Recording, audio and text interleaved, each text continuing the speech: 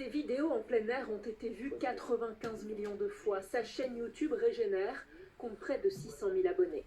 Thierry Casasnovas est une star pour les adeptes du jeûne et du crudivorisme, cette pratique qui consiste à ne manger que des aliments crus. La plus belle des choses à faire actuellement, c'est effectivement d'aller gratouiller la terre avec ses doigts, de commencer à mettre des graines de carottes, pourquoi pas développer des jardins à proximité des écoles, et pourquoi pas ne pas aller à l'école du tout. Mais derrière le doux rêveur se cache un gourou aux conseils dangereux. Certains de ses abonnés ont renoncé à prendre leurs traitements médicaux. Car selon Thierry Casasnovas, le virus du sida n'existe pas, les membres amputés peuvent repousser et la chimiothérapie équivaut à de la mort au rat.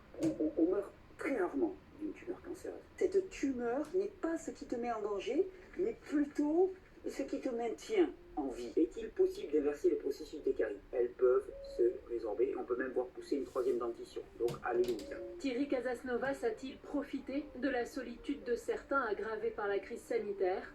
Il a en tout cas su séduire les antivax, lui qui se vantait de soigner le Covid avec des bains froids et du jus de carotte.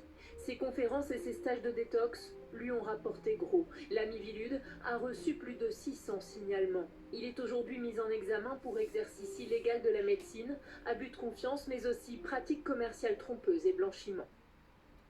À la face cachée de Thierry Casasnovas. C'est ce qu'on va essayer de vous expliquer avec nos invités. Kian Jacob, bonjour, merci d'être avec nous. Vous êtes journaliste au Figaro, vous avez travaillé sur cette affaire. Maître Jean-Baptiste Sébron, bonjour, merci d'être avec nous. Vous êtes avocat de l'Union nationale des associations de défense des familles et de l'individu victime de sectes, association qui a reçu de nombreux témoignages de plaignants que vous allez donc porter dans cette affaire.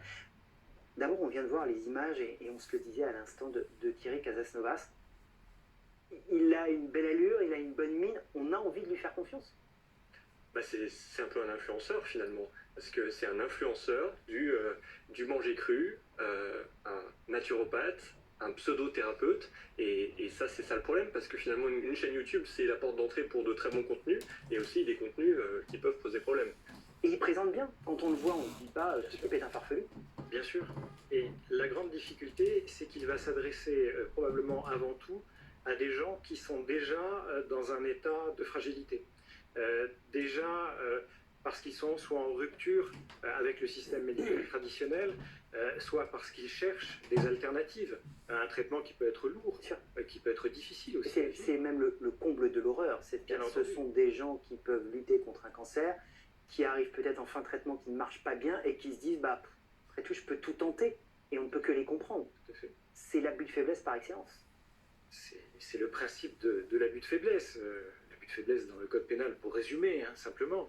Mais c'est l'emploi de techniques et de pratiques et de stratégies qui vont être mises en place par un individu pour amener des personnes, soit qui sont déjà dans un état de faiblesse, soit qui vont le devenir par la pratique de ces stratégies, qui vont les amener à faire des actes, dit la loi, gravement préjudiciables.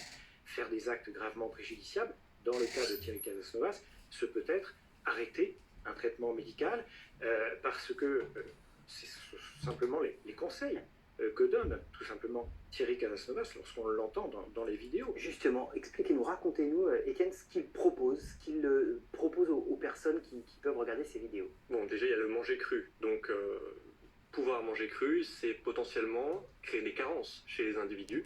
Créer des carences, c'est aussi mettre les individus en situation de faiblesse et pouvoir être placés sous emprise mentale, et sous emprise, tout peut se passer, on l'a vu dans d'autres affaires, c'est assez terrible. Donc ça, c'est la première chose. Ensuite, il propose des stages où il permet de continuer à instiguer cette politique-là, et surtout il y a une opposition, on va dire, à tout ce qui est médecine conventionnelle. Donc on oppose, alors que normalement ça pourrait fonctionner parallèlement finalement.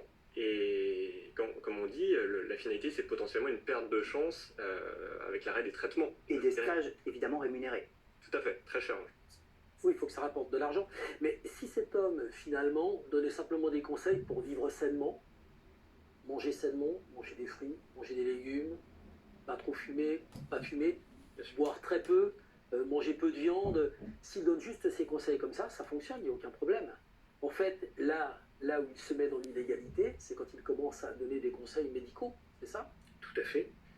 Parce que Thierry Casasnovas, si on veut prendre un exemple, ce n'est pas le nouveau Rick Azaray. Il ne fait pas que donner des recettes de jus de légumes ou expliquer comment on doit ne pas cuire du chou kale. Hein. C'est aussi et surtout, chez Thierry Casasnovas, le fait de dire que, la maladie n'existe pas, que les traitements qui sont proposés par l'industrie pharmaceutique, par les médecins, eh bien, ne fonctionnent pas, que les médecins sont, dans leur ensemble, des charlatans.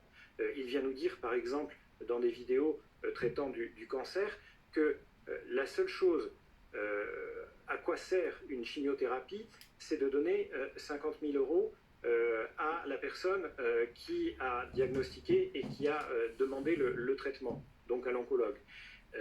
On voit bien là qu'il y a autre chose que simplement proposer un changement de vie. Il y a aussi une critique envers le système médical, et lorsque vous entendez ce discours-là, eh bien, les personnes se disent que la seule solution, c'est justement de ne plus faire confiance. Il y a une idéologie derrière conspirationniste qui fait que du coup on veut vraiment couper les personnes du reste finalement de ces grands labos. La médecine, c'est les grands labos, on va les enrichir. Donc forcément finalement ce climat-là, c'est une hostilité. Mais Étienne, Maître Cesbron, quand on a préparé cette émission avec Philippe, on est allé voir sur Wikipédia. Oui. Il y a une page Wikipédia, ce qui n'est pas donné à tout le monde quand même. Et dans cette page Wikipédia, il y a plein d'alertes quand même quand les rédacteurs écrivent au conditionnel. Il aurait, voilà, abus de faiblesse, exercice de la médecine, exercice illégal de la médecine. Il participe à la désinformation à propos de cette maladie au moment du Covid. Il y a quand même des alertes, quoi. Comment se fait-il que ça dure depuis si longtemps que personne n'a réagi ? C'est un dossier qui est un dossier complexe. Lorsque l'on voit que cet individu a sévi effectivement sur Internet pendant des dizaines d'années... c'est précieux une page Wikipédia, hein. Ça aide à avancer, à se faire de la pub. Ouais. Bien entendu, mais il a touché sur tout le territoire national des dizaines de milliers de personnes. Et il faut que les enquêteurs aient le temps de pouvoir, alors pas interroger évidemment tous ceux qu'il a pu toucher par cet intermédiaire-là, mais s'assure de la gravité, de l'ampleur aussi de la situation, et puisse faire une enquête qui soit la plus solide possible. Donc ça a été le cas, puisqu'il y a eu une enquête évidemment préliminaire dans le cadre de ce dossier, et maintenant dans le cadre de l'instruction, eh bien, on voit que cela aboutit à une mise en examen. Qu'est-ce qu'il risque, Maître ? Alors, au vu des délits qui sont visés dans le cadre de sa mise en examen, en termes d'années d'emprisonnement, oui, d'amende, d'emprisonnement, d'interdiction de poursuivre dès que tout ça sera fini, parce qu'il va recommencer évidemment. Ce sont des peines qui sont prévues entre 2 ans d'emprisonnement et 7 ans d'emprisonnement.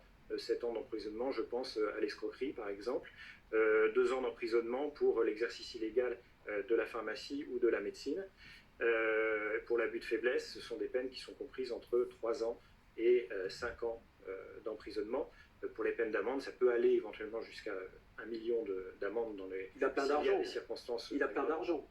Alors, il y a effectivement, il a sans doute récolté à l'occasion de toutes ces années d'exercice des bénéfices assez conséquents. Aujourd'hui, ce qui est certain, c'est que dans le cadre de son contrôle judiciaire, encore une fois, il n'a plus le droit d'exercer des formations, d'organiser des formations, et donc, a priori, d'en récolter aussi les bénéfices. J'ai vu aussi que tout récemment, YouTube a décidé de démonétiser l'ensemble de ses vidéos et d'en supprimer un certain nombre. C'est la question effectivement que j'allais vous poser, c'est-à-dire qu'on n'est pas là sur une affaire anecdotique. Si on en parle autant de Thierry Casasnovas, c'est qu'il avait un poids, une aura sur les réseaux sociaux qu'il avait réussi à construire considérable. Oui, et puis en fait, Thierry Casasnovas, c'est un peu la partie émergée de l'iceberg, parce que c'est pas le seul influenceur de la santé, la santé alternative, qui finalement a fait du mal. Ils sont très nombreux, et lui-même, avec toute l'idéologie qu'il transmet, a finalement presque formé d'autres personnes qui ont fait elles-mêmes du mal à d'autres personnes. C'est ce que dit la mission Miviludes dans son dernier rapport. Il a quand même été l'objet d'une 50aine de signalements en 2021. C'est conséquent parce que évidemment les gens ne vont pas forcément aller signaler à la Miviludes. C'est pas quelque chose que les gens font, c'est vraiment dernier recours. Donc on peut imaginer qu'il y a quand même un certain nombre de victimes. plus de 600 signalement Plus de auprès de la 600 signalements. Miviludes. La Miviludes, qui est l'agence évidemment de lutte contre les dérives sectaires. Merci beaucoup. On va continuer évidemment à suivre ce dossier. C'était passionnant d'essayer de comprendre la face cachée et de rappeler aussi les messages de prudence, évidemment, ne pas se laisser influencer sur les réseaux sociaux par